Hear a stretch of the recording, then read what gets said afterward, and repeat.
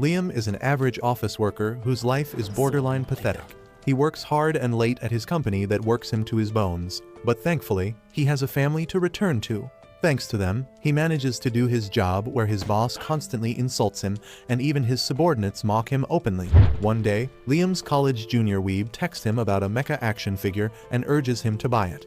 Liam has also been a weeb his entire life, so he goes to the shop location sent by his junior, only to find his wife on a date with another man. He is dumbfounded by this because his wife was supposed to take their daughter to sword class. That night, when he returns, Liam asks his wife and daughter about their day, and they tell him that there was a tournament at the sword class today and the daughter won all her matches. Liam decides to believe them and ignore the fact that he clearly saw his wife earlier today. But he still can't shake the thought away, so he goes to the same spot the next day as well. This time, not only his wife but his daughter is also there, and she calls the strange man her father. Liam is completely shaken by that and can't concentrate on his work, and then his boss comes there to insult him for no reason. Just then, he gets a call from his wife about their daughter being in an accident, and he immediately rushes to the hospital. The doctor tells them that their daughter needs blood, but Liam's blood type is not compatible with her. As his wife leaves to donate blood, Liam does some research on blood types and finds that his daughter's blood type doesn't match the chart. He is now sure that he is not the father, and once they return home, he confronts his wife about it. However, instead of admitting that she cheated on him, the bitch tells him that it is all his fault. She says that he works all the time and doesn't have any time for his family. On top of that, he doesn't even have any money despite working so much. The bitch tells Liam that he is not even really a part of their family, and she was the only one who raised her daughter all these years. She then declares that she is going to leave the house with her daughter, and Liam snaps on hearing this. He tries to stop the daughter, but even she tells him that she likes her other dad better. Liam is completely devastated by this, and the next day, as he goes to office, his boss shows him that a transaction of 50 million yen has been made from his computer. Liam says that he never made such a transfer, but then he remembers that he left his computer unlocked in a hurry when his daughter was in a hospital. However, no one in the office believes him, and they accuse him of stealing money from the company. Because of that, he is fired and his wife gets a reason to file for divorce, but that bitch still demands child support. His company doesn't sue him but forces him to pay all the money back in installments, and Liam has to work as a construction worker to keep paying child support and the installment. However, that doesn't go very well for him either, and he is continuously scolded by his boss. His life becomes a mess, and he enters depression because he has nothing to live for. Even his enthusiasm for action figures and mecha toys fade. But he still believes that everything will work out if he keeps working hard. He misses his daughter even though he knows she is not really his child and hopes to meet her someday. But then he finds that he is seriously ill. With no insurance and no money to get treatment, Liam decides to die in the silence and solitude of his apartment. He keeps waiting for death, and then suddenly, a dazzling light appears above him. The light shows him visions of what happened in the past, and Liam finds that it was his boss who sent the money from his computer to frame him. Not only that, the man his wife was having an affair with was his boss, and he sent the money to the so that she could afford an expensive lifestyle. Liam is completely broken on realizing what was happening behind his back all this time, and he wishes that all of this is a dream. But then a voice tells him that it is the reality. Suddenly, a stylish man who calls himself the guide emerges from the light and tells Liam that he has lived a really hard and pitiful life despite being a good man. He asks Liam if he can forgive the people who made him suffer like this, and Liam gets enraged, saying that he wants revenge against them. The guide rejoices on seeing his negative emotions, calling them delicious. He then tells Liam that he took an interest in him because he is a good man, but Liam replies that he doesn't give two shits about being good anymore. He regrets that he got taken advantage of because of his kind nature and swears that if he gets another chance at life, he will live only for himself. He promises that he will even become a villain who tramples on everyone else, and the guide tells him that he has just the thing for him. He takes out some pictures from a suitcase, telling Liam that he is here to send him to another world, and he can choose where he wants to go. The options include a world with magic and superpowers, the samurai-era Japan, the Wild West, and even the prehistoric times. Liam tries to process if this is real because things like this happen only in anime. However, when he spots a parallel world with giant robots and spaceships, he can't take his eyes off of it. He reaches his hand towards the option, thinking about all the fun discussions about anime he had with his junior. The guide tells him that he made a good choice because this world has both advanced technology and magic. The aristocratic system is still followed in this world, which means nobles are in power, and the guide tells Liam that he will be born as the son of a count who rules a planet. Liam likes the sound of that, and as he reaches the image of the giant robot, he signs a contract with the guide, who sends him off to the next world, wishing that he lives a better life in that one. He gets reincarnated as Liam Banfield, the only son of a count ruling planet Hydra that is run over by plants. On his 5th birthday, Liam's mother tells him that she has a special present for him. She takes him to the room where a giant cake is kept and asks him to open the gift. Liam finds that it is empty, but there is a remote controller inside it, and his mom tells him that his gift is a custom-made AI maid. She tells him to pick the features he wants for the maid using the remote controller, and Liam gets taken aback by the options he has. He asks his mom why does he even need an AI-made robot, and just then, his dad enters the room.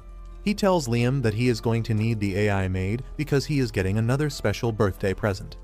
Liam's dad then suddenly declares that he is gifting him the title of Count Banfield and everything that their family owns. Liam is taken aback by this, but his dad repeats that from today, he is the head of the family and he can run the planet any way he likes. However, his dad has a request in exchange for this gift. He explains that he and his wife are going to retire and live on the Imperial capital planet, and in exchange for ruling this planet, Liam has to send them a monthly allowance.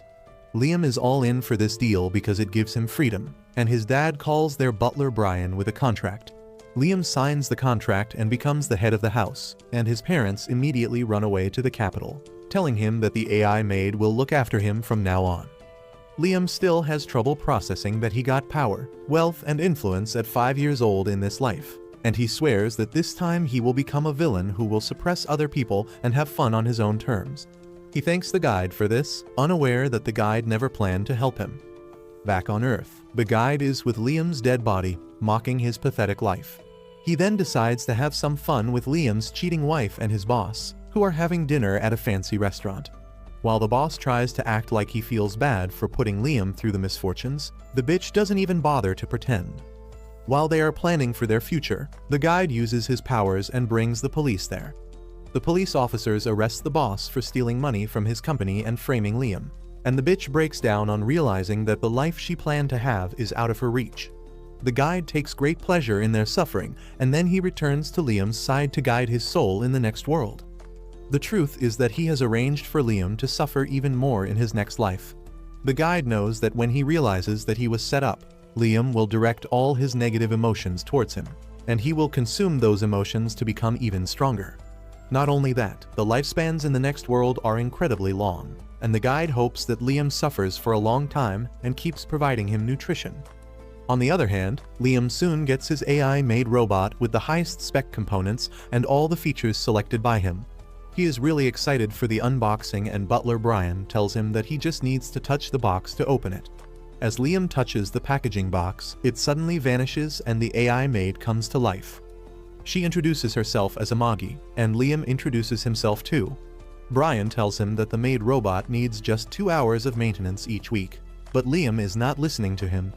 The little pervert drags Amagi to the playroom with him to check out all her features in detail, and once they return, he is really comfortable around her. Brian freaks out, thinking that his new master is a pervert, but Liam tells him to relax because he has the mind of a 36-year-old adult. Brian tells him that 36-year-olds are still considered children, and Amagi adds that the official age of adulthood in the Empire is 50.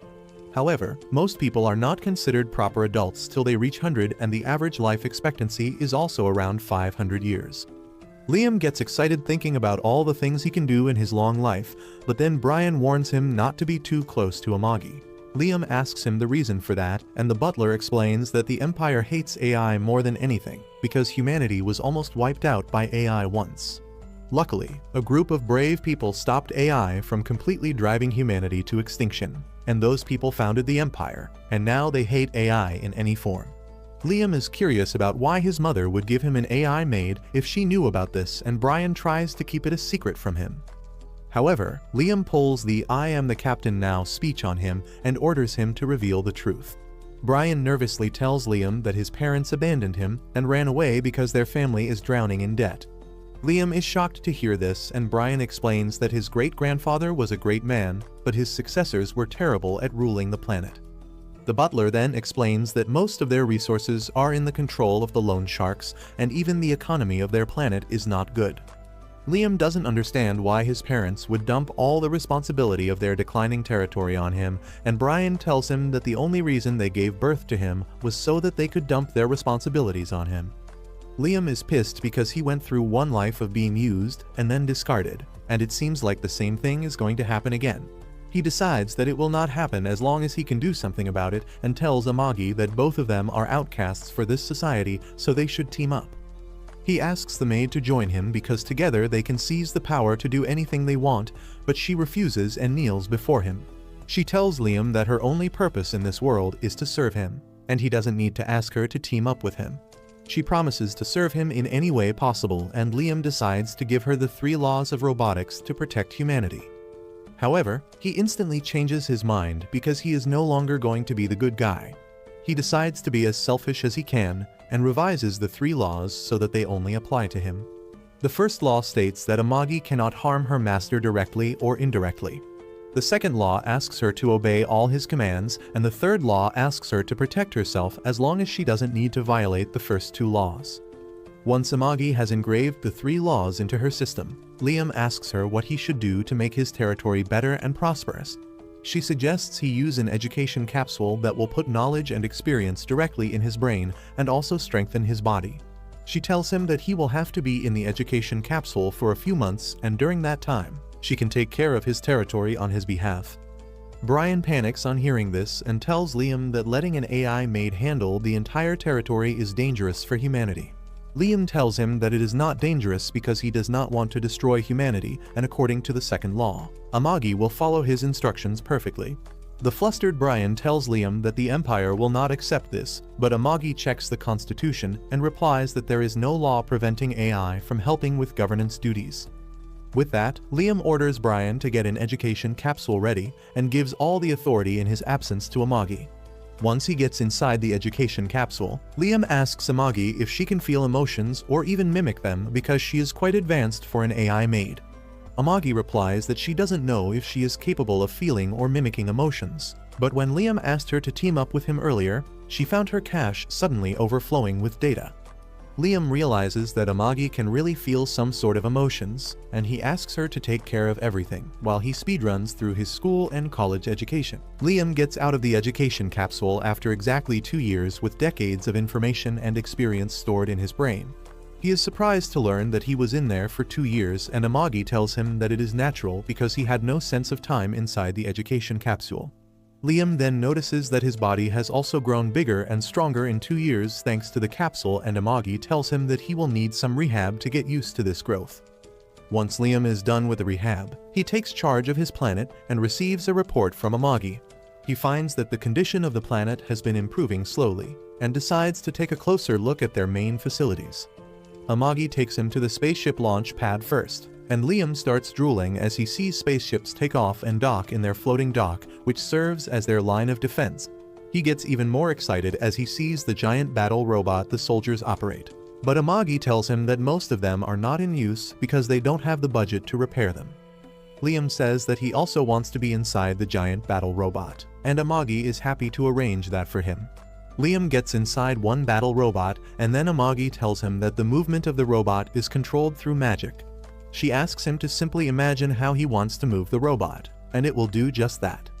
Liam gives it a try and finds that getting the battle robot to move is not really hard. However, Amagi tells him that she removed all weapons from the robot's suit to ensure his safety. Liam says that he really wants to fight someone in the robot, and Amagi arranges for that by summoning the captain of their troops. Liam charges directly at the captain's battle robot and knocks him down, but he quickly realizes that the captain is not being serious with him. He yells at him to fight earnestly, and the man obeys his command. Liam charges at him again, but this time, the captain disarms his robot and then slams it to the ground. Liam is surprised by the difference between them, and Amagi tells him that since the captain has more experience and training, he can visualize moving his robot much better than a total noob. This makes Liam realize that he is too weak, and he decides to train to become stronger. He orders Brian to find him the best martial arts instructor around, and the butler tells him that he is a ruler so he doesn't need to learn to fight. Liam shuts down his advice because he was suppressed by powerful people in his previous life, and this time he wants to be more powerful than anyone else. Soon after that, a samurai named Yasushi arrives outside the castle to become Liam's teacher. Liam instantly starts fanboying after seeing Musashi Mihawk and thinks that he is a great martial artist. He says that he is really excited to learn from one of the best martial artists in this world, and Yasu starts sprouting philosophical about how he strives to make his martial arts style the best in the whole empire, but it is a process that never ends. Liam is even more smitten by him now, and when Amagi tries warning him that the swordsman looks shady, he overlooks her warning, saying that being a little shady is the proof that he is a great swordsman. He is certain that Yasu is solely focused on becoming strong, so he seems detached from the world, but Amagi tells him to at least test him out. Liam agrees and asks Yasu to show his skills, so he takes him to a nearby place where some wooden logs are standing upright. Yasu says that he is going to show him the secret technique of his martial arts style, but he can show it to him only once, and he must memorize it in that chance. Liam asks Amagi to record everything, and then Yasu takes his stance. He only draws his sword halfway out of the sheath and then quickly puts it back. But the very next moment, the logs are sliced in half and fall to the ground. Liam is shocked to see this, and he asks Amagi to analyze the recording and tell him how Yasu did it. The recording shows that he didn't even draw his sword, and Liam is dumbfounded as he thinks that Yasu was so fast that even Amagi could not record his actions properly. He eagerly asks Yasu to be his teacher, and he gladly accepts. However, he returns to the site later at night, laughing at Liam because he fell for his trick that used logs that were already cut in half. Unaware that he is getting scammed, Liam keeps training under Yasu in sword and spear arts. He keeps getting better at the basics over the years, but never gets close to learning the secret skill that he thinks Yasu possesses. One evening, after training hard for 3 years, Liam tries cutting a log of wood with an aerial slash, but obviously nothing happens.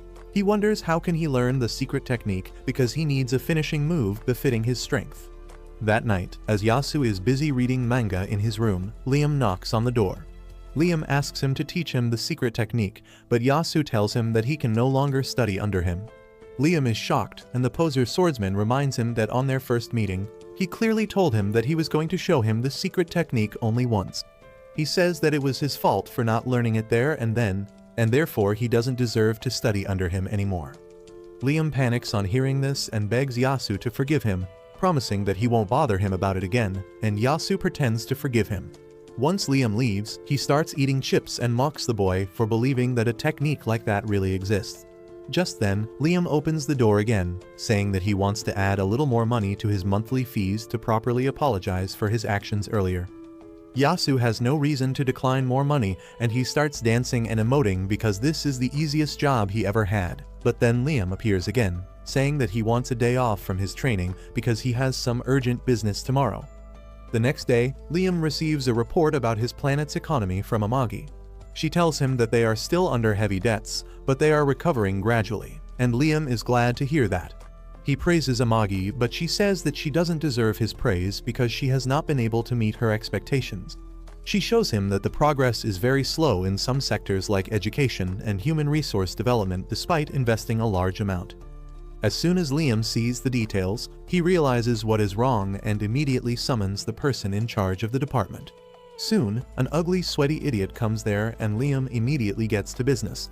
He asks the man why has he been stealing funds from the government because there is some proof that he has been diverting money to his own pockets. The man takes Liam for a naive kid and tries telling him that there are many unpredictable problems in his line of work and they need money to be solved. Liam begins inspecting him even closely, and he almost admires the man's corruption, thinking that he may get some tips from him. However, just then Amagi shows him a news article about a scandal caused because of corruption. The man tells Liam that it was not him but his subordinate who caused the scandal, and he was executed for it. Amagi studies more news articles and reports and finds that there was not enough evidence that the subordinate was behind the corruption, and even after his execution, the money was not recovered. Liam suddenly remembers how he was framed by his boss in his past life, and he is sure that this sweaty idiot did the same thing. He gets enraged and directly confronts the man, asking if he framed and killed his subordinate. The jerk tries pretending that he didn't do anything, but as Liam walks towards him with his sword drawn, He says that he just did whatever was necessary to keep the economy running smoothly. However, when that doesn't seem to calm Liam down, the man tries to intimidate him, saying that he is enjoying this luxury because people like him work hard to run the country. Liam doesn't let him complete his sentence and sends him to the afterlife with one swing of his sword. He tells the moron that only he gets to misuse his power and oppress his people. He yells that no one is allowed to touch his people and his money, and he will kill anyone who tries to take what belongs to him. Liam then orders Amagi to conduct a thorough investigation and execute every corrupt official, but she asks him to calm down first. Liam suddenly realizes that he just killed someone, but Amagi helps him let go of the sword. She then tells him that executing or firing every corrupt official will be really harmful for their planet because almost everyone is corrupt, and she can't handle everything herself. She suggests Liam to buy around 30 more AI maids who are specialized in administration and related jobs, and it doesn't matter even if they are not high-spec models. Liam tells her to do that and execute the corrupt officers as well, but Amagi is concerned that it may negatively affect his image. Liam tells her that he doesn't care about his image because he doesn't need anyone who doesn't obey him. Soon after that, Liam decides to test his 3 years of training by sparring against the captain again. However, before he can get inside a battle robot, Yasu arrives there and tells him that it will be pointless to get into an easy-to-control mass-produced robot. He says that if Liam wants to reach the top, he must take the hard way and try to pilot a robot that not everyone can control. Liam thinks that Yasu makes sense, and he turns to the captain, who tells him that if he likes, he can use the personal battle robot of his great-grandfather that is 3 generations old. As it turns out, Yasu is trying to make Liam bring out his great-grandfather's mechanite on purpose. Earlier today, he was rummaging through the storehouse to steal something valuable because Liam was learning too quickly, and soon he won't have anything left to teach him, and that would be the end of his best job. He didn't find any valuables in the storehouse until he stumbled on an old mecha unit that looked like it wouldn't work even after being repaired, but he felt that he could sell its parts for a huge amount. Liam falls for his trick and orders Brian to repair the old mechanite. Brian tells him that the unit is too old and unfit to be used, and he should use a mass-produced unit to learn the basics. But Liam refuses, saying that his teacher has told him that the truly skilled fighters can pilot even the most difficult mechas. Brian doesn't have any reply to that, so he simply suggests Liam to at least stop wasting his time training because he is already too good. Liam refuses this suggestion too, saying that he is training to use the ultimate move Yasu showed him. In the meantime, Amagi goes to check the old mecha on Liam's order. She doesn't trust Yasu at all, but she can't refuse her master's orders, and she wishes that the old mecha keeps him safe. A few days later, an engineer named Niaz arrives on the planet to repair the mecha. She introduces herself as an engineer from the 7th Imperial Weapon Factory, and Liam introduces himself in response. Niaz suddenly starts staring at Amagi and Liam gets defensive, asking if she has any problem with his maid. However, Niaz is actually interested in Amagi because she has never seen such an expensive custom-made AI robot. She tries examining her in detail, but Liam stops her and tells her to just do the job she is here for. He then takes her to the old mecha, and Niaz immediately tells him to forget about it and buy something new. Liam is adamant about repairing the old unit, and Niaz tells him that they have stopped manufacturing this model long ago, so the spare parts will be rare and expensive. Liam tells her to replace the parts she can't find with modern ones, but he wants her to keep the controls manual. He tells her that he doesn't care how much it costs, and Niaz is glad to hear that. Liam also tells her that he wants a finishing move like a rocket punch. And just then, Yasu comes there to see what's going on. He falls in love at first sight with Niaz and tries approaching her while looking cool, but she is too busy quarreling with Liam about the reasons she can't install a rocket arm on the robot. In the end, Liam convinces her with the power of money, but Yasu gets jealous because Niaz didn't pay him any attention. He decides to take it out on Liam by putting him through an impossible training. He has to defend against tennis balls blindfolded while balancing himself on a log in the middle of a lake, and his sword has also been made excessively heavy. Liam tells Yasu that it is not possible, but he is doing it just to get revenge. So he tells Liam to stop relying on his senses and use his instincts instead. Yasu tells him to stop thinking and start feeling, and Liam takes him seriously as always. A few days later, Niaz finishes repairing and customizing the mecha unit, and Brian gets nostalgic remembering the glory days of the Banfield family. Niaz then shows Liam how to use the mecha and takes him inside for a demo. The control room has been made bigger using spatial magic, and once Liam sits on his seat, the mecha scans him and assigns him as its master. Niaz tells him that now the unit will only recognize him as its pilot. With that, Liam tries to take a step forward in the mecha, but it ends up falling on the ground because it doesn't have any features to assist him in moving. Niaz tells him that this will make it much harder to control the mecha, but if Liam can master it, he can move it exactly like his body. Liam decides to try again, and this time he successfully gets up and walks outside the storeroom. Niaz is impressed by his skills and tells him that if he can control the mecha so well right off the bat, he must be a real genius. She tells him to keep imagining how he wants to move the mecha, but then her marshmallows touch Liam's arm, and his incel mind is taken over by his gooner instincts. He starts imagining dirty things and the mecha acts them out. Yasu panics on seeing this as he thinks that Liam is doing perverted things to Niaz inside the mecha, and Brian is glad because this is the first time Liam has shown interest in a human woman. Inside the mecha, Niaz also freaks out and thinks that Liam is a pervert, and later, Yasu makes his insane training even more intense as his revenge. The next day, Liam trains to learn the secret skill again, but as usual, he doesn't make any progress. He asks Amagi if he has no talent for swordsmanship, and she replies that as an AI maid, she cannot grasp the concept of talent. However, she thinks that the problem is not with Liam but with Yasu. She says that the problem is his credibility, and instead of realizing that he is being scammed, Liam thinks that Amagi is telling him that he has not trusted Yasu enough. Amagi tells him that she meant something else, but Liam has already realized what he is lacking.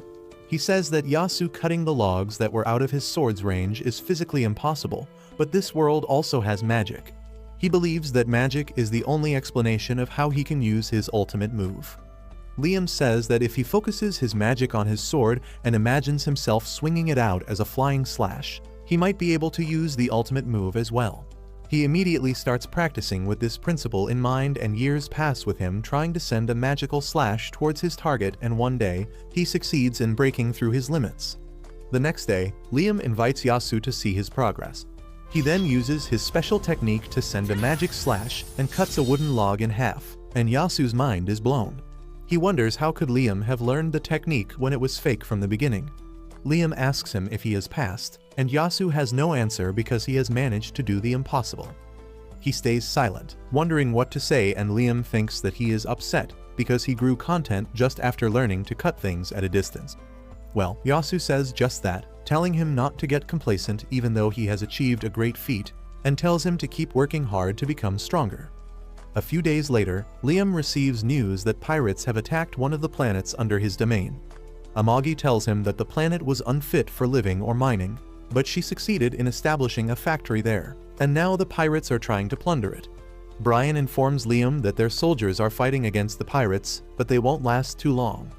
Liam immediately turns to Amagi for a strategy, and she tells him that they can use the planet's horizon and unique gravity to launch a surprise attack on the pirates.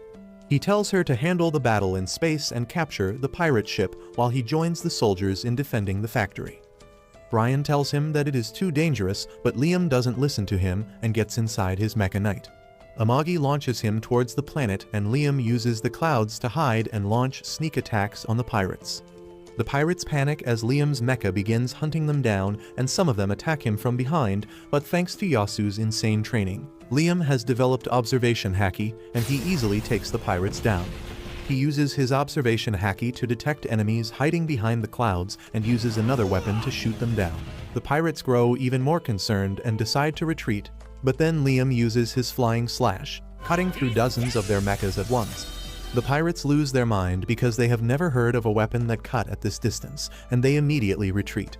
Liam decides to give them a taste of his special rocket punch, but nothing happens when he gives the command. He wonders if Niaz didn't install the feature in his mecha, when suddenly a magic circle appears next to him and a giant rocket arm flies out from it, hitting the escaping pirates and causing a huge explosion. Liam is angry because this is not what he wanted, but Niaz tells him that this was the only way to make Rocket Punch a functional attack. Just then, Amagi contacts Liam, telling him that she could only capture 10% of the pirate ships. 30% of them were destroyed, and the remaining 60% escaped. Liam counts that as a win and tells Amagi that she did a great job. Soon, the news of his troops being defeated reaches Pirate Captain Goes in his laboratory, and he grows furious on hearing this. His assistant tells him that the pirates underestimated the enemy and tasted defeat, and they retreated to cut their losses. The pirate captain calls the retreating pirates wimps and declares that he will not tolerate losers in his crew. He orders his assistant to get the entire fleet ready because they will destroy the ones who ran back home to send a message to everyone that Captain Goes doesn't take failure kindly. He gets ready to lead the fleet himself and tells his latest test subject to wait a little longer because he will have fun with her later. Back on Liam's side, he docks with the space station outside his planet, satisfied with his victory over the pirates. Amagi congratulates him on winning his first ever battle, and Liam says that what is even better than the victory is the fact that they got some loot. Amagi tells him that according to the laws of the Empire, if they capture a pirate ship, the ship as well as the cargo inside it belongs to them. Liam gets thrilled on hearing this because he thinks that the pirate ships will be loaded with gold and silver, but surprisingly, they have something even more valuable. As the soldiers take out huge crates of rare minerals like adamantite and mithril from the pirate ships, Amagi tells Liam that they are really valuable. He is not satisfied with that because he wanted gold and diamonds, but Amagi tells him that gold doesn't have any value because it is mostly a useless element, and diamond is just carbon so they can make it at home. Liam realizes that the precious metals and stones of Earth have no value in this world, but the gold digger inside him still wants the shiny yellow metal. He demands gold and Brian tells him that they have some gold that they use to make electronic items. Liam tells him to turn the gold into coins and fill his room with them. And as for mithril and other rare elements, he wants them to be turned into legendary weapons. Brian apologizes as he informs Liam that they don't have any blacksmiths skilled enough in their domain to do that. Liam is disappointed, but then Amagi tells him that she discovered something when they were fighting the pirates. She explains that currently, the Banfield family owns about 10,000 battleships, but only 30% of them are operational, and they can only deploy around 2,000 on emergency notice. Liam is surprised that they won against the pirates with just that, and Amagi says that the pirates underestimated them, and then Liam's skills in the battlefield push them into a corner quickly. Liam is glad to hear that, but the fact that 70% of his fleet is useless worries him, and Amagi suggests that they sell the scrap they don't use. Brian immediately objects, saying that if they reduce the number of ships in their fleet, the pirates will see them as easy targets and attack them again. Amagi replies that it costs money to do even basic maintenance on the unused ships, and they don't have too much of it. Liam agrees with her because he doesn't want to waste any money and says that they should either sell or repurpose the useless ships. Amagi then suggests that they can buy more ships with the money they will get from selling the materials from the pirate ships. She says that they won't be able to get the latest model, but they can buy enough second-hand ships to build their fleet. Brian again disagrees with her, saying that if they use second-hand ships, their family's pride will be harmed. Unfortunately for him, Liam doesn't give a flying shit about the family's pride and honor. He just wants to win, and that is why he orders Amagi to immediately buy some good second-hand battleships. Meanwhile, far away from Liam's territory, Nias is giving a presentation to the elite nobles from the Empire's army about the latest warship that the 7th Weapons Factory has developed.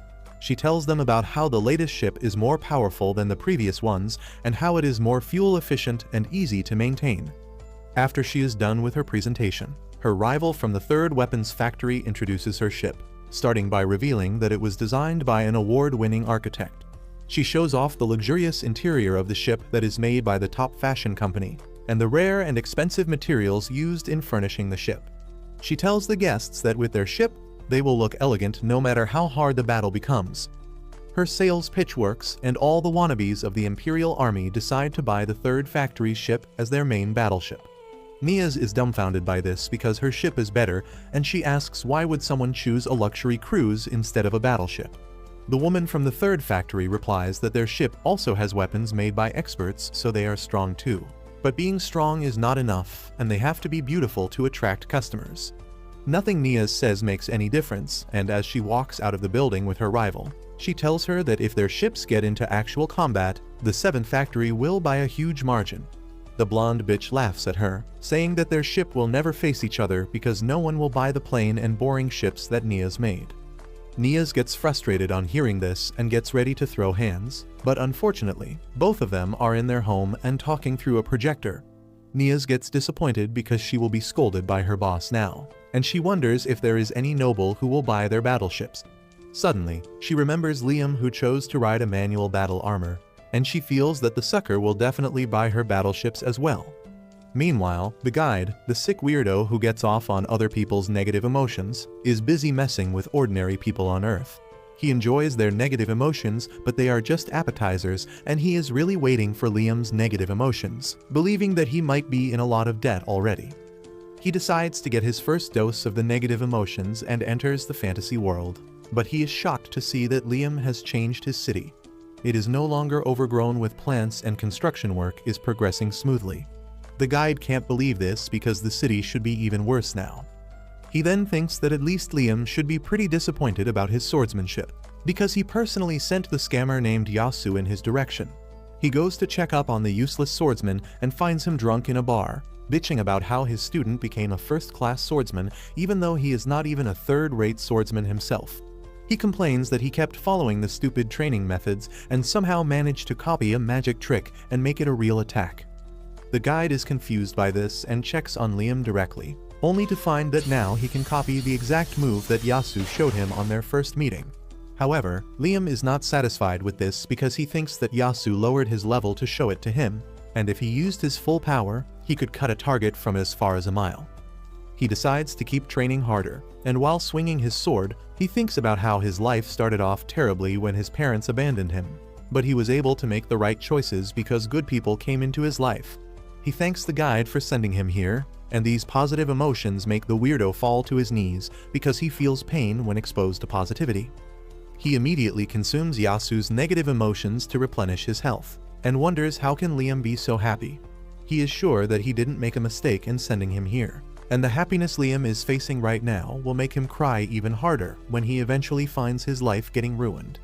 A few days later, Amagi tells Liam that the Imperial Army is replacing their warships with the latest models, and they have agreed to sell the battleships they were using till now. Liam likes the deal, but then Amagi tells him that the Imperial Army has put a condition that they will have to accept some reserve officers and soldiers that are going to be retired soon. Liam thinks that the Imperial Army is handing over the unwanted people to them, but Amagi says that it is a good idea because even if the soldiers are second-rate, they have more experience than the best of their soldiers, and adding them to the army will benefit the Banfield estate. Liam decides to go ahead with the deal after hearing this, and the guide decides to send a bunch of very sincere and just soldiers to him who won't tolerate an evil lord and rebel against him. On the other hand, Yasu is hungover from his trip to the bar, but when he hears Nias calling him from outside his room, he immediately sobers up. He invites her in and Nias starts praising him, saying that he trained Liam to become a master swordsman at such a young age. Yasu thinks she is hitting on him, but Nias just wants info on Liam so that she can do business with him. This misunderstanding remains strong throughout their conversation, and Yasu thinks that Nias wants to know about his hobbies and preferences when she wants to know what kind of complimentary offer she can give Liam to get him to buy their battleships. He tries to act like a Chad, but when Nias keeps begging, he reveals his fetish for office ladies. Well, Nias thinks that this is what Liam likes, so when she goes to meet him the next time, she dresses exactly like Yasu told her. She begins acting like a TikTok thought as she asks him to buy her ships, but Liam immediately refuses, saying that he just bought a whole squadron of second-hand ships and soldiers. On learning that he brought the ships from the Imperial Army, Nias curses the third weapon factory for getting in her way here too, but she refuses to leave without giving Liam a demo. She tells him about her factory's ships that are designed for peak performance, and he tells her to sell them to the Imperial Army if they are so good. Nias cries that she couldn't win them over with her presentation. She begs Liam to buy even 100 of her ships and says that if he doesn't have money, he can take a loan and repay it later. Liam doesn't want to hear about loans, so Nias decides to embrace her inner hoe and begins seducing him. He tells her to stop because it reminds him of the time his wife used to wear some flashy underwear, but not for him. Nias doesn't stop and keeps going further, and Liam decides to agree to her request to get her to stop. He decides to buy 300 battleships from her because Amagi tells him that they will be useful in the future, and Nias gladly runs to get them ready for him. Outside, she contacts her teammate and tells him how she seduced a noble to sell 300 ships, and both Brian and Yasu hear it. While Brian is worried that Liam fell for a honey trap, Yasu is furious, thinking that Liam made a move on Niaz even though she is clearly into his teacher. Soon after that, Niaz delivers the 300 advanced battleships that Liam ordered, and at the same time, the second-hand battleships they bought from the Imperial Army also arrive. Meanwhile, Yasu is still sulking over Niaz trying to honey trap Liam because he feels that it is Liam's fault. He thinks that Liam offered her money to act like that for him, and he can't forgive him for that. Well, someone is happy to see his negative emotions, and that is the guide. He wants Yasu to be more angry at Liam and then hurt him in a manner that will cause Liam to feel intense negative emotions as well. Unaware about his teacher's desire to get revenge on him, Liam goes to inspect the latest battleships of the 7th Weapon Factory, and Niaz is present there to give him a tour. Liam says that even though it is not exactly luxurious, a new model is a good thing. Niaz tells him that luxuries are useless, but Liam replies that he needs them anyway. Niaz pretends that she didn't hear that and begins telling him about the battleship nicknamed Ash Viper. She starts acting like a car salesman and tells Liam to operate the ship at less than 25% power for the first 3,000 space kilometers and change the neutrino oil every 5,000 space kilometers. She also tells him that he will get loyalty points that will give him benefits if he only contacts their factory to repair the ships, and Liam asks if she is selling him a battleship or a car. Niaz pretends not to hear that too and asks him to sign the receipt. After that, Niaz begins acting like a hoe again and requests Liam to give her the pirate ships he captured recently. He refuses, saying that he plans to add them to his fleet as well, but she keeps begging. Suddenly, Amagi comes up with an idea and tells Liam that they can give some of the ships to Niaz and ask her to modify the rest because most of the ships are in a terrible condition and they may stop working anytime. Niaz says that she will gladly accept those conditions because pirate ships use unknown technology from outside the Empire and all researchers are eager to study them. Liam also likes the idea, and he immediately takes Amagi and Niaz to check the pirate ships. They find that its interior is quite different from their ships, and Niaz finds a lot of new buttons on its control panel. Liam notices a steering wheel, and the one-piece weeb inside him awakens on seeing this. He tells Niaz that he wants to put this steering wheel on his battleship, and she warns him that it will be useless because it makes controlling the ship harder. Liam tries acting like a Chad by saying that sometimes a man wants what his heart says even though it is useless. She just sighs and agrees to do it, but then she notices a very unusual device in the pirate ship and begins geeking over it. Liam gets bored by her yapping when he spots a glowing creature disappearing around the corner. He runs after it, telling Amagi that he thought he saw a dog. Suddenly, he sees the same glowing dog disappearing into the corner in front of him again, and he decides to follow it. The trail leads him and Amagi to a strange room, and she plugs herself into the console to find that it is the navigation room. She activates the navigation devices, and the floor turns into a map of all the places that the ship has been. They find that the pirates have been raiding ships throughout the Empire, but then Amagi notices something even more worrisome. She says that once the pirate ship finishes its raids, it always teleports back to a warp gate at the boundary of the Empire. From there, it uses a short warp to go outside of the Empire's territory. Liam is intrigued, and he asks her if the pirate ship goes to another empire, but she tells him that it goes to the battlefield at the border of the empires. She explains that it has been a place for different nations and nobles to fight, and Liam realizes that the pirates are using it because no one bothers to capture them in a lawless zone. He then asks Amagi about their destination when they use the short warp, and she says that it is not a fixed point, but she senses a pattern. She starts decoding the pattern, and within a few seconds, she finds that their destination for the short warp is a rogue planet with an unusual orbit that moves very quickly in a region full of small black holes. She says that the gravity of the black holes make the orbit really unpredictable, and the only way pirates can teleport to it is because they know about it in advance. Liam is really curious now, and he says that this rogue planet is the perfect place to hide something. Amagi agrees, saying that this must be the hidden base of the pirates, but Liam disagrees with her. He says that this is definitely a treasure island, because pirates always stop by treasure islands after completing their raids. He tells Amagi to get his fleet ready at once because they are going on a treasure hunt. On the other hand, pirate Captain Goes has captured his underlings who ran away after losing the fight with Liam. Goes is furious that his men lost to a poor and weak noble, and he declares that he will restore his honor by crushing Liam himself. But before that, he destroys the ships of the cowards who ran back, and then he orders his men to warp to the Pomonia Gate at the border of the Empire.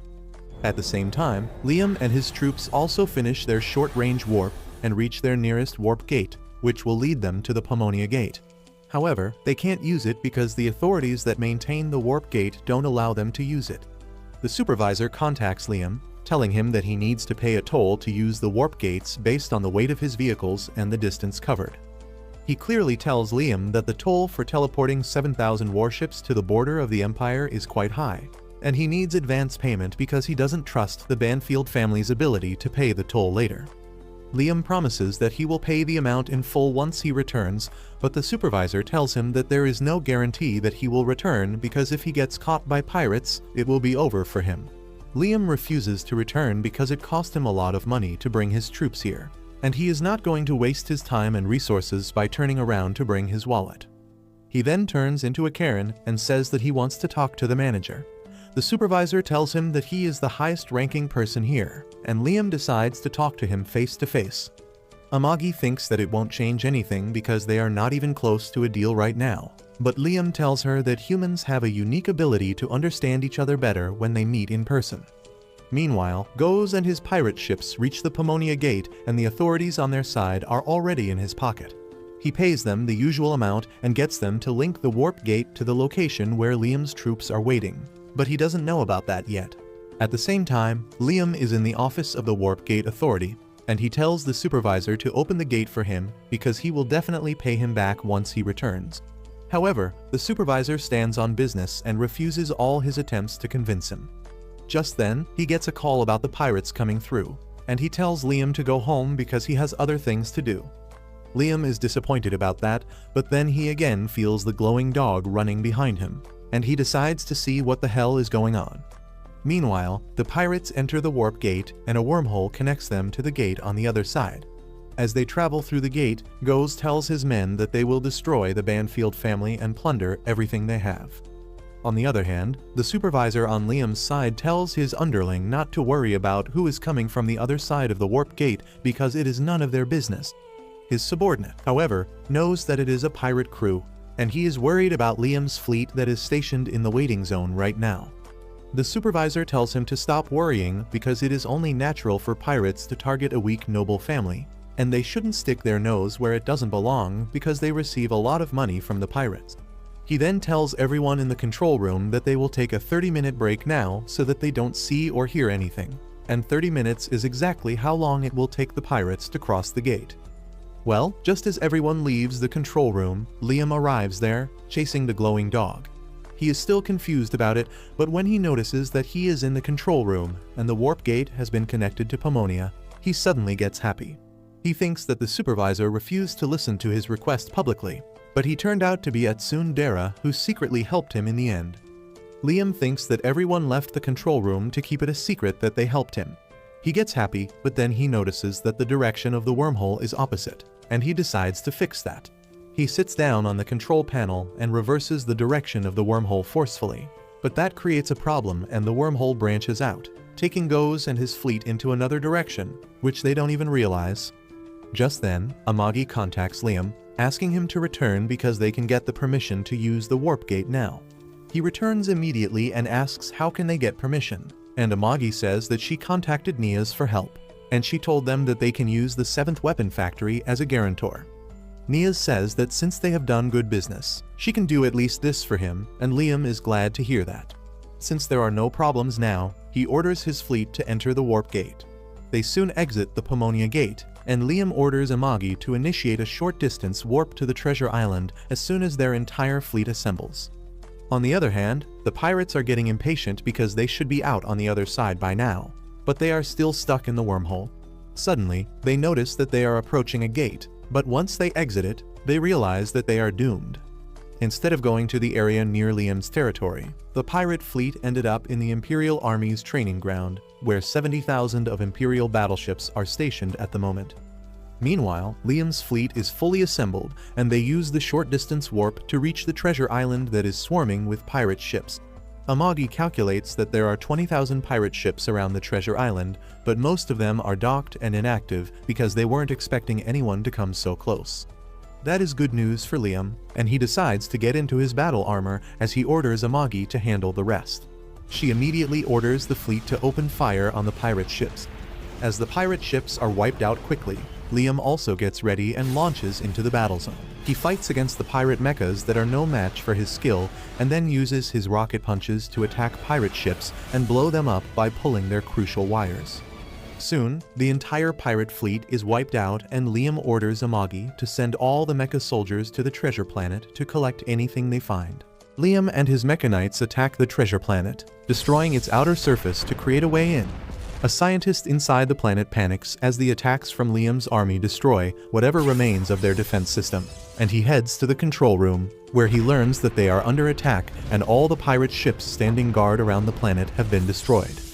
Meanwhile, Liam has finally made his way into the planet's interior, and he comes face to face with some pirates in mecha armors. He doesn't waste any time in chopping them off, and by the time the captain of his troops arrives there, he has already done his job. The captain tells him that they took care of the pirates on their side too, and Liam orders them to keep clearing the path while searching for the treasure room. Suddenly, he sees the glowing dog again, and he decides to follow its trail. That turns out to be the right decision, as the path leads him to the control room, where the scientist and his men surrender immediately. Liam is pleased with how it turned out, and he asks the scientist to hand over all the treasure. The Ugo asks him what kind of treasure he wants, because he has things worth money and the pets that pirate Captain Goes collects. Liam thinks that the dog he saw earlier must be one of the pets, and he asks the scientist more about them. He starts thinking that Liam is also a twisted sadist like Goes, who likes turning people into his pets and offers to turn the pets into obedient dogs for him if he likes. Liam doesn't get one word of what he is saying, so the scientist decides to lead him into the lab where he keeps all his subjects. As he shows them the girls that have been turned into horrible monsters because of his experiments, a soldier starts puking because he can't handle that. While the captain scolds him for being so weak, Liam walks ahead, and his gaze gets stuck on a particular test subject. The scientist tells him that he has a good eye, because this one is the favorite pet of Captain Goes. As he keeps yapping about how this girl is his masterpiece, Liam grows disgusted, remembering his past life where he was treated as less than a human. He can't bear to see some bastard hurting other people like that, so he puts a bullet in the scientist's head while he is in the middle of yapping. He then starts looking around the room, but then the voice of the octopus-like girl, with her eyes in her palms, reaches him. She asks him who is he, and Liam introduces himself to her, saying that he has taken this planet under his control and killed the person in charge. The girl is moved to tears on hearing this, because she thinks that her suffering is finally going to end. She begs Liam to end her suffering and that of the other girls because they can never live as humans again. However, Liam confidently declares that he will save everyone, and in return, they will have to repay this favor to him. He walks away with that, ordering his soldiers to call a medic and transport the girls to his ship so that they can be treated. The girl begs him to stop because she knows she can't be saved, and the captain pities her, but he cannot disobey Liam's direct orders. He tries convincing him to change his mind, saying that it will not be easy to treat the girls because they will need to regenerate their entire body, which costs a rare elixir and some very skilled doctors. He says that the cost of saving all these girls is simply not worth it. But Liam replies that he is in a good mood right now, and doing a few good deeds every once in a while doesn't hurt. Just then, he gets a message from Amagi, telling him that they found the actual treasure room, and Liam is glad to hear that because they just arranged for the fee to treat the girls. Meanwhile, the girl named Christina who begged Liam to kill her keeps crying about her misfortunes. She used to be the Princess Knight of the Holy Kingdom, and everyone was proud of her achievements in fighting pirates. However, when she went to fight Goes and his men, she was tricked and captured, and then the pirates blew up her home planet right in front of her eyes. Her family panicked because the pirates could not have gotten past the troops from the United Alliance that protected the region, but they soon realized that the Alliance had betrayed them. The shields protecting them could not hold on much longer, and soon the entire planet was destroyed. Christina was completely devastated by this, but her misfortunes were just starting. After destroying her planet, Goes took her and her subordinates to her treasure island. While everyone was afraid, Christina still clung to hope and assured them that help would come for them soon. When Goes came to see her, Christina told him to kill her right then if he wanted to because she would rather die than live a life of humiliation. The pirate captain laughed, saying that he would have killed her long ago if he wanted that, but he kept everyone alive because he wanted to add them all to his collection. He then declared that he had changed his mind, and he would free just one of the girls. He asked Christina to choose, and after being pressed, she chose the girl who looked the most terrified. However, that turned out to be a disgusting trap, as Goes took the girl Christina chose as his first test subject. He gave her to the scientist, who transformed into a multi-armed monster and began cutting through her body. Christina lost her mind and begged Goes to stop, but he just laughed and told her that if he stopped right now, the girl would die. The traumatized Christina had no choice but to let the evil scientist experiment on the girl. He soon turned her into a monster, and as Christina watched in horror, Goes told her that she will be soon turned into something even more spectacular. She asked him how the hell could he do something like this, and he told her that he enjoys it. He says that it is not fair that he is so ugly, so he turns beautiful girls into ugly monsters and watches them completely break down. Soon, he dragged her into the experiment chair, and Christina could no longer be brave. She begged Goes to stop, promising to do anything in return, but he laughed at her, saying that she is going to be his favorite pet from now on. He told her that he didn't pick her first on purpose because he wanted to see how ugly she would become and despair about it. Goes then ordered the scientist to pluck Christina's eyeballs and plant them in her hands so that she could see how ugly she was even without a mirror. Christina kept crying and screaming, but it was all pointless, and she was turned into an ugly green monster, and then the rest of her girls suffered the same fate. Back to the present, Liam returns to his home planet and Nias comes to visit him. She has learned about his victory on the pirate base and asks him to buy some more battleships to celebrate the occasion. Liam tells her to stop ripping him off, but Nias says that her battleships were useful and he made a great profit from the raid, so he should invest some more money. She tries seducing him again, but Liam is in no mood to fall for her tricks, so he tells her to shut the hell up. When her plans to seduce and blackmail him doesn't work, Nias reminds Liam that she was the one who got him the permission to enter the warp gate, and he finally agrees to listen to her request this time. He asks Amagi how many ships they can buy with the treasure they found, and she says that after deducting the necessary expenses, they have enough money to buy 5,000 ships. Liam is shocked to hear that, but Nias immediately runs out, saying that she will prepare an order of 5,000 ships for him. Liam chases after her, trying to stop her before the crazy bitch really gets that many ships ready. At the same time, Yasu is walking through the corridors, wondering what excuse should he make to ask for more money from Liam this time. Just then, Nias passes by, FaceTiming a colleague and telling him that she got a huge order from Liam after shredding her dignity to bits.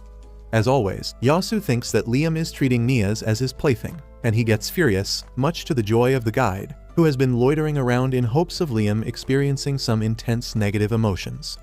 Meanwhile, Liam is looking for Nias, but Yasu finds him first and tells him to follow him.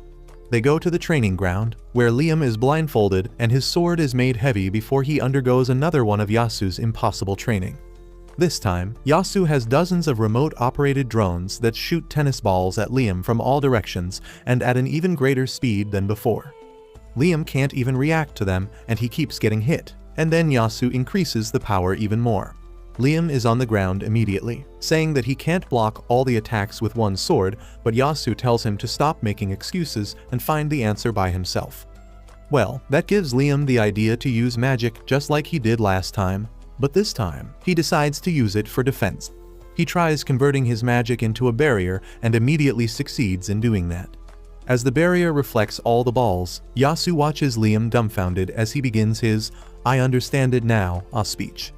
He then uses the barrier to send all the balls back in the direction they came from, and all the drones are destroyed.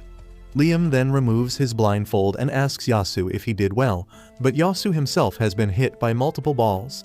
He begins freaking out on realizing that Liam is truly a genius and he will soon see through his scam. He already knows that Liam has executed corrupted officers and subdued pirate fleets, and he fears that once Liam realizes the truth, he will kill him. He decides to escape before such a thing happens and starts walking away. Liam asks where is he going and Yasu says that he has nothing more to teach him. He tells him that he has learnt everything from him and now he just needs to practice however he wants because the path of swordsmanship is unending. Liam screams that he doesn't want that and he should still train under him, but Yasu yells at him, telling him to stop acting spoiled. He says that he is also a student himself despite his skills and that means he must keep improving, and having Liam cling to him is not good for that. Yasu then turns back towards Liam, telling him that he has officially graduated and now he is a master of the way of the Flash. He tells him that it is his duty as a master to spread the sword style throughout the universe, and Liam gladly agrees to that. Just as he turns around, Yasu runs for his life. Liam, on the other hand, has never felt so fulfilled before. His debt is decreasing, his territory is flourishing. He even defeated some pirates, and now his master has acknowledged his skills. He thanks the guide for all of it, and the perverted weirdo runs off to another universe before he is completely demolished by Liam's positive emotions. If you liked this video, please consider subscribing and watch the video on your screen next.